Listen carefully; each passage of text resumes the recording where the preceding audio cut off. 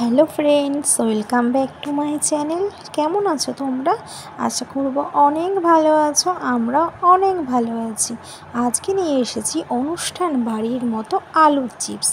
আমরা অনুষ্ঠান বাড়ির মতো আলুর চিপস কিভাবে বানিয়েছি তোমরা দেখতে থাকো, ভিডিওটা স্কিপ করো না।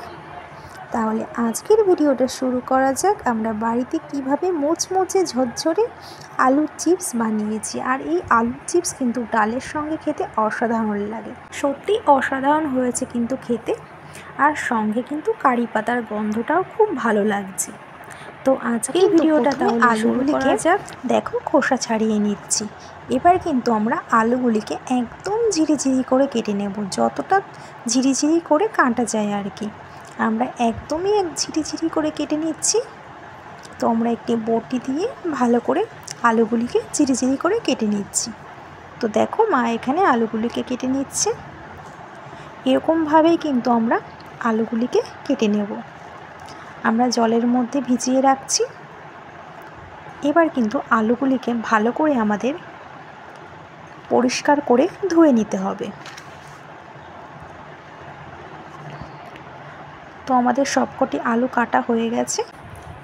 এবার কিন্তু আমরা আলুগুলি থেকে জল ঝরিয়ে রোদে একবেলা শুকিয়ে নেব। তো আমি দেখো ছাদে চলে এসেছি। আমি কিন্তু একটা ঝুড়িতে শুকাতে দিয়েছি আলুগুলিকে। সকালে রোদটা পেয়ে গেলেই কিন্তু হয়ে যাবে। একবেলা শুকালেই কিন্তু আলুটা একদম ঝরঝরে হয়ে যাবে শুকিয়ে। এবার কিন্তু আমরা একটি কড়াইতে বেশ খানিকটা সাদা তেল নিয়েছি। তেলটিকে প্রথমে গরম করে নিতে হবে। আর আমরা কিন্তু এদিকে দেখো কারি পাতাও তুলে নিয়েছি। যেহেতু ভিডিওটা আমরা রাত্রেবেলা করছি, এর জন্য আমরা গাছ থেকে কারি পাতা তুলে নিয়েছি। এবার আমরা তেলটিকে গরম করে তাতে কিছু গোটা চীনাবাদাম ভেজে তুলে নেব। আমরা কিন্তু বাদামগুলিকে খুব বেশি ভাজবো না, তাহলে কালো হয়ে যাবে। তো আমাদের বাদাম ভাজা হয়ে গেছে। এবার আমরা বাদামগুলিকে একটি প্লেটে তুলে নিয়েছি। আর দেখো গাছ থেকে আমরা যে কারি পাতাগুলো তুলেছিলাম সেগুলিকে কিন্তু আমরা ওই তেলেই ভালো করে ভেজে নেব। কারি পাতাও কিন্তু খুব বেশি ভাজা যাবে না। আর কারি পাতা ভাজার সময় না খুব সুন্দর একটি গন্ধ বেরিয়েছে। এবার কিন্তু আমরা আলুগুলিকে কড়াইতে দিয়ে দেব। অল্প অল্প করেই দিতে হবে, আমরা কিন্তু অল্প অল্প করেই করছি। হাই ফ্লেমে আলুগুলিকে কড়া করে ভেজে নিতে হবে, লো ফ্লেমে কিন্তু করা যাবে না। তো আমাদের কিন্তু আলুগুলি ভাজা হচ্ছে।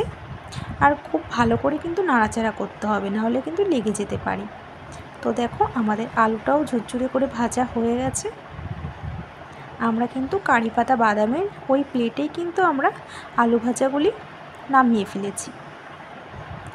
দেখুন কেমন মুচমুচে হয়েছে। আমাদের কিন্তু আলুগুলি ভাজা হয়ে গেছে। এবার আমরা বাদ বাকি যে চিড়েগুলো আছে চিড়েগুলিকে আমরা ভেজে নেব।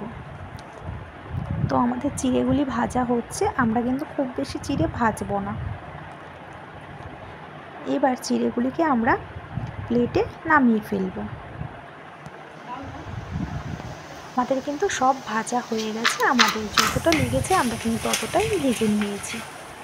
এবার কিন্তু আমরা সামান্য একটু লবণ দিয়ে ভালো করে মিশিয়ে নেব। দেখো কেমন ঝুরঝুরে হয়েছে,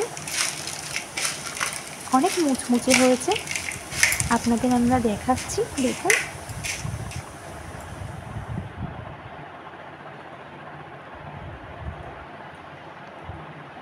তো ফ্রেন্ডস, তৈরি হয়ে গেছে কিন্তু আমাদের অনুষ্ঠান বাড়ির মতো আলুর চিপস। রাত্রে কিন্তু আমরা ডালের সঙ্গে খেয়েছি, অসাধারণ হয়েছে খেতে।